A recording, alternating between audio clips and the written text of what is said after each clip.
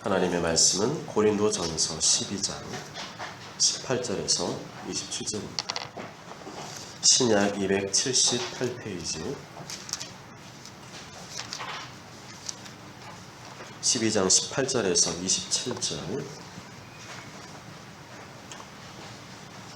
12장 18절에서 27절 한 절씩 들어보겠습니다. 그러나 이제 하나님이 그 원하시는 대로 지체를 각각 몸에 두셨으니 이제 지체는 많으나 몸은 하나라.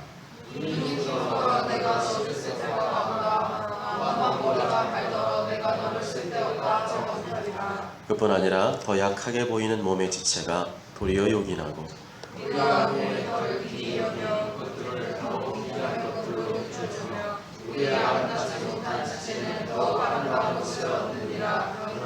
우리 아름다운 지체는 그럴 필요가 없느니라. 오직 하나님이 몸을 고르게 하여 부족한 지체에게 귀중함을 더하사 몸 가운데서 분쟁이 없고 오직 여러 지체가 서로 같이 돌보게 하셨느니라. 만일 한 지체가 고통을 받으면 모든 지체가 함께 고통을 받고 한 지체가 영광을 얻으면 모든 지체가 함께 즐거워하느니라. 너희는 그리스도의 몸이요 지체의 각 부분이라. 아멘. 할렐루야. 교회의 통일성, 다양성, 상호 의존성, 성숙성에 대해서 살펴보도록 하겠습니다. 교회라는 개념을 이해할 때 가장 중요한 것은 성도가 서로 연결되어 있다는 것입니다. 나랑 별 상관없어 보이는 성도도, 나랑 별반 친하지 않은 성도라 할지라도 예수님 안에서는 서로 밀접하게 연결되어 있습니다.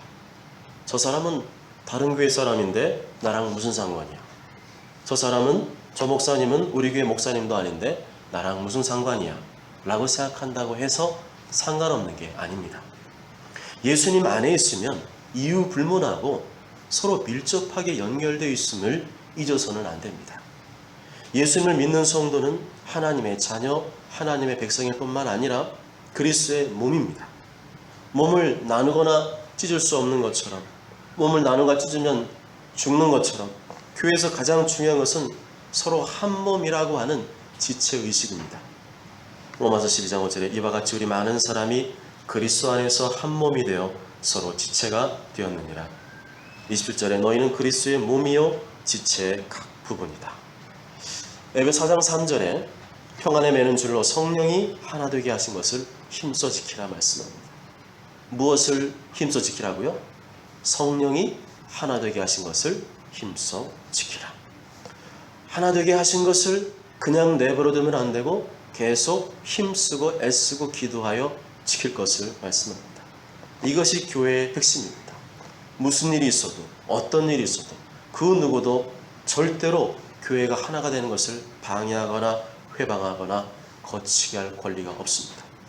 오늘 이 시간에는 구체적으로 그리스도의 몸인 교회의 통일성, 다양성, 상호 의존성, 성숙성이 무엇인지에 대해서 살펴보겠습니다. 첫째는 몸의 통일성입니다. 고린도서 1장 10절에 형제들아 내가 우리 주 예수 그리스도의 이름으로 너희를 권하노니 모두가 같은 말을 하고 너희 가운데 분쟁이 없이 같은 마음과 같은 뜻으로 온전히 합하라 말씀합니다. 사도 바울은 고린도 교회의 분열 때문에 근심하였습니다. 교회는 같은 마음과 같은 뜻으로 합해야 되는데 그렇지 못했기 때문입니다. 교회는 다양한 사람들이 모여있죠. 연령도 다르고 자란 환경도 다르고 직업도 다르고 성별도 다르고 취향도 다릅니다. 또한 자신이 추구하는 신앙의 색깔도 다를 수 있습니다. 그러나 그렇다고 해서 절대로 교회를, 몸을 분열시켜서는 안 됩니다. 그리스도의 몸된 교회를 분열시키는 모든 생각과 말과 행동은 하나님의 부르심에 불순종하는 것이요 매우 악한 죄입니다. 우리는 내 마음에 드는 사람만 사랑할 것이 아니라 사랑스럽지 않은 사람까지도 사랑하도록 노력하고 순종해야 합니다. 왜냐하면 우리는 몸이기 때문에 그렇습니다. 예수님을 머리로 모신 몸이기 때문에 우리는 서로 사랑하도록 노력하고 순종해야 합니다. 이것이 우리 신앙생활의 분명한 원칙과 기준이 되어야 합니다. 우리가 예수님 안에 있다면 우리는 이미 한 몸이 되었고 그것을 지켜나가야 될 책임과 사명이 있는 것입니다. 예수님의 12제자를 보면 예수님 안에서 통일성을 이루었다는 것을 알 수가 있습니다. 적극적이지만 참을성 없고 조급했던 베드로, 성격이 불같았던 야고보와 요한, 돈을 좋아하고 솔직하지 못한 유다, 냉소적이고 의심 많은 도마 등등. 그들이 예수님 모시고 함께 동행하면서 보여준 모습은 항상 일치된 모습은 아니었습니다. 때로는 다투고 의견 차이도 있었지만 그들은 12제자라고 하는 이 공동체를 깨거나 분열시키지 않았습니다. 분명한 것은 12제자들은 무슨 일이 있어도 예수님을 중심으로 몸된 교회의 통일성을 유지했다는 것입니다. 우리에게도 이런 분명한 신앙의 원칙이 있어야 됩니다.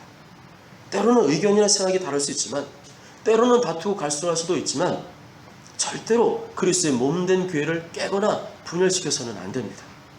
서로의 연약함과 부족함이 보일 수 있습니다. 그럴 때마다 우리가 해야 될 것은 한 가지밖에 없습니다. 사랑으로, 용서로 덮어주고 서로를 위해서 기도해 주는 것, 그것 외에는 우리가 할 수 있는 게 없습니다.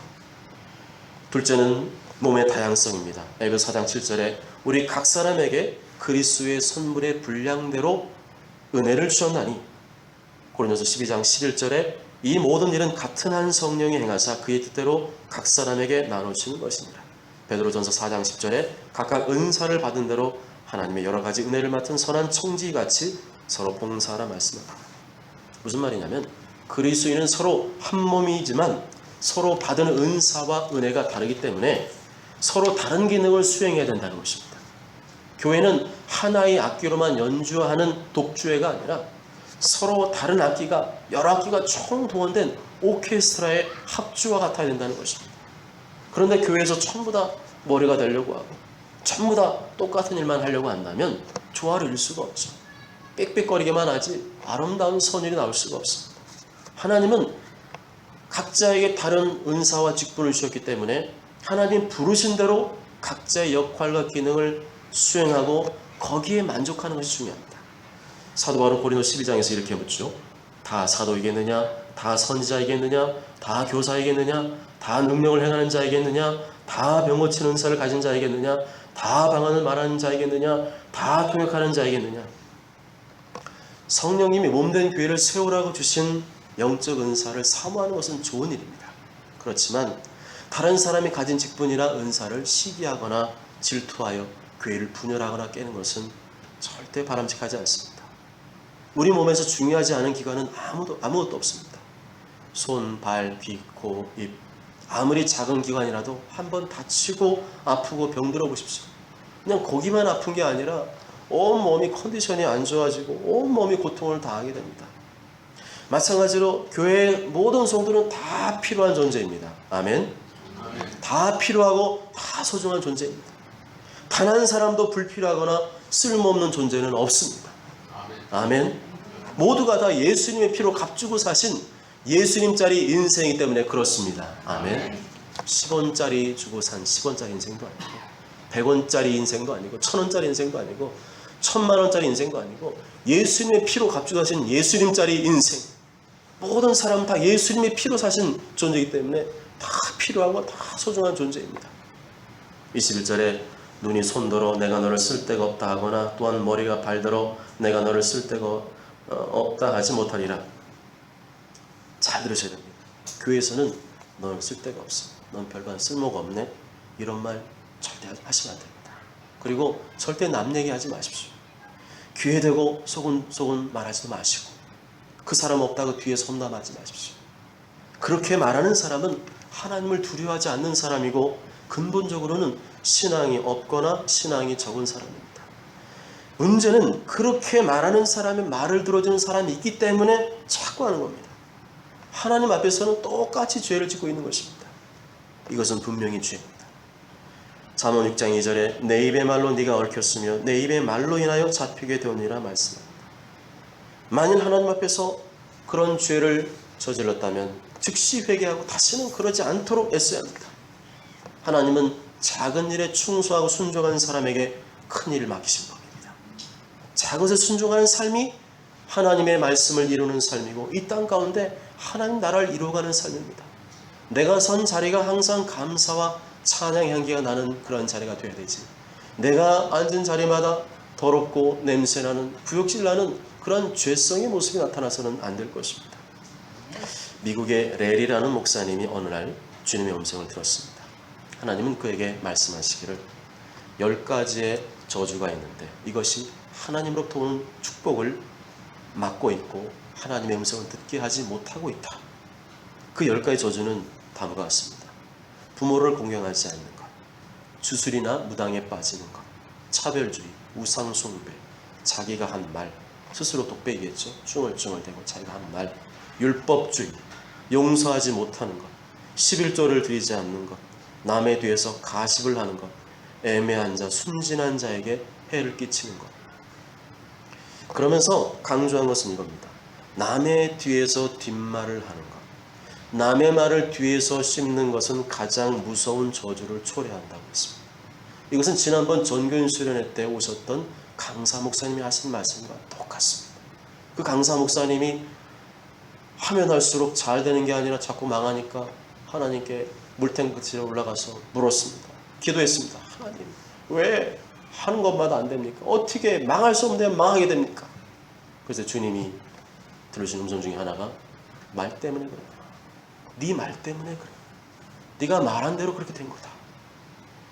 절대로 남의 말을 하지 마십시오. 그런 말을 받아주지도 마십시오. 아멘? 아멘. 이건 중요한 겁니다. 여러분의 삶에 자꾸만 뭐가 안 풀리고 있다면 분명 이것이 포함되어 있을 겁니다. 여러분의 말을 주님이 듣고 계십니다. 절대로 남의 말 하지 마십시오. 저 역시도 완전하지 못하기 때문에 그렇지 못할 때가 있지만 그때 그 목사님이 그렇게 전하신 말씀을 듣고 또 제가 올려진 이 주님의 음성에 관한 글을 보고 제가 깜짝 놀랐습니다. 주님이 하시는 말씀은 저 미국 목사님이나 한국의 그 목사님이랑 똑같고 절대로 남의 말을 하면 안 되는 거예요. 하나님은 레리 목사님에게 이런 약속을 하셨다고 합니다. 이 저주의 습관을 끊으면 예수 그리스도께서 우리의 어둠이 있는 곳에 하나님의 사랑과 빛, 축복을 비추어 주시고 가족, 부부, 자녀, 재정, 건강에 축복이 임하고 빛이 임한다고 말입니다. 어떻습니까? 이런 우리 일상에서 벌어지는 저주의 습관들이 하나님의 복을 가로막고 있습니다. 예수님 십자가에서 우리의 모든 저주를 끊으셨는데 내가 다시 옛사람으로 돌아가서 옛사람처럼 말하고 행동하면 다시금 그 저주의 습관들 때문에 하나님의 복이 들어갈 수 없다는 겁니다. 그로 인해서 하나님의 음성 듣는 것이 막히고 있습니다. 남의 등 뒤에서 가십하는 자들은 하나님의 음성을 전혀 들을 수가 없습니다. 남의 말을 뒤에서 가십하며 험담하며 씹는 사람에게서 무슨 하나님의 음성을 들었다? 천만의 말씀. 하나님은 그런 사람에게 음성을 들려주시지 않습니다. 이렇게 하나님의 말씀과 약속을 따라서 저주의 습관을 끊으면 분노의 문제, 건강의 문제, 가난의 문제, 재정의 문제 모든 것에 즉각적인 하나님 복이 임한다고 그렇게 음성을 들었다고 합니다. 아멘. 여러분 돈 드는 거 아닙니다. 그렇지만 그러한 습관들은 우리에게 누구나 다 있을 겁니다. 그런데 그걸 하지 마십시오. 절대로 하지 마십시오. 이거는 나와의 싸움입니다. 절대로 그런 자리에 가지도 마시고 그런 얘기할 때 그걸 들어주도 마십시오. 오히려 그런 얘기 하지 마. 그런 얘기 하지 마. 하나님의 복이 오다가 지금 끊어지고 있잖아. 그런 얘기 하지 마. 이렇게 말해주는 게 서로 복을 받고 하나님의 은총을 누릴 수 있는 것이지 같이 그 말에 동참하고 거기에 휩싸이게 되면 절대로 내 신앙생활이나 내 육적 생활이나 모든 방면에 하나님의 은혜의 물줄기가 들어갈 수가 없습니다. 우리는 모두가 다 소중합니다. 그렇지 않다고 말하는 사탄의 생각을 꾸짖으십시오. 그런 생각을 단호히 거부하십시오. 그렇지 않으면 내가 다른 사람 말하기를 밥 먹듯이 하게 되고 그 결과 내 인생이 불행해지고 비참해질 수도 있습니다. 셋째는 몸의 상호 의존성입니다. 24절 27절 읽어보실까요? 24절 27절 시작. 우리의 아름다운 지체는 그럴 필요가 없느니라. 오직 하나님이 몸을 고르게 하여 부족한 지체에게 귀중함을 더하사 몸 가운데서 분쟁이 없고 오직 여러 지체가 서로 같이 돌보게 하셨느니라. 만일 한 지체가 고통을 받으면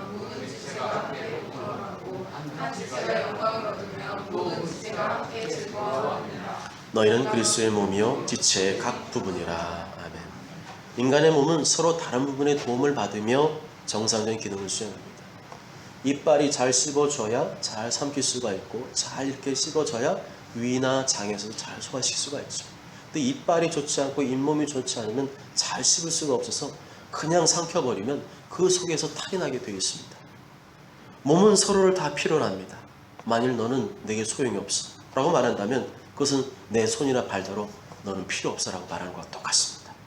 성도가 그리스도의 몸으로 온전한 기능을 수행하려면 반드시 다른 기능을 가진 성도의 도움을 받아야 됩니다. 우리는 서로의 도움에 의해서 세워지고 서로에게 영향을 끼칩니다. 한 사람의 범죄와 잘못은 모든 성도에게 좋지 않은 영향을 줄 수도 있다는 것입니다. 아간 한 사람이 혼자서 도둑질을 했죠. 하나님의 것을 혼자 도둑질했는데 결과는 어떻게 됐습니까? 이스라엘이 전쟁에서 패배하고 말았습니다. 하나님은 교회를 한 덩어리로 보고 계십니다. 우리가 볼 때는 저 사람 하지만 하나님 볼 때는 소풍교회 성도 하나로 본다는 겁니다. 교회에서 한 사람의 말과 행동이 중요합니다. 내 마음대로 생각하고 내 마음대로 판단하고 내 마음대로 말하고 행동하면 교회 전체에 피해를 주고 고통을 안겨주게 됩니다. 교회는 상호 의존성을 가지고 있기 때문에 그렇습니다. 마지막 넷째로는 몸의 성숙성입니다. 존 메가더 목사님은 그 몸의 머리이신 그리스도로부터 그 몸의 모든 부분을 움직이게 하는 모든 교훈, 모든 지력, 모든 에너지, 모든 자원이 그에게서 나온다. 육체적으로 머리는 생명의 원천이다. 그리스도는 우리의 머리이시며 생명의 원천이시다 라고 말했습니다. 에베소 4장 12절 13절 보면 이런 성도를 온전하게 하여 봉사일을 하게 하며 그리스도의 몸을 세우려 하심이라 말씀합니다.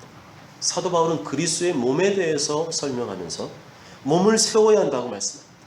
그러면 그리스도의 몸을 세워낸다는 것은 무엇이냐? 하나가 되는 것입니다. 하나의 공동체로서 완전하게 되는 것을 말합니다. 교회의 목표는 다른 게 아닙니다.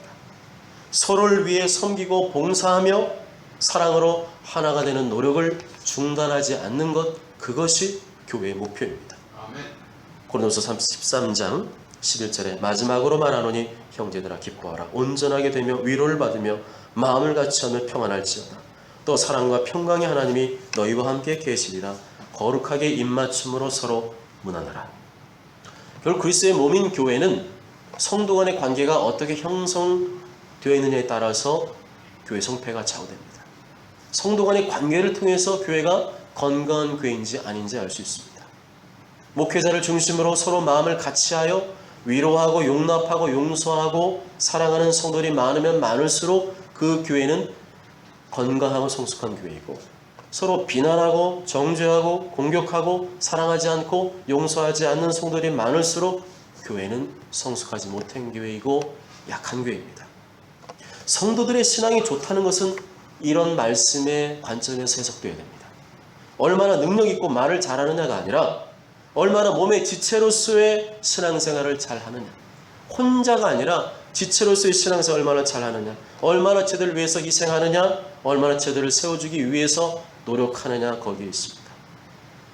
에베소 4장 2절 3절을 보면 사도 바울은 건강한 교회의 특성을 한마디로 정리해주고 있습니다.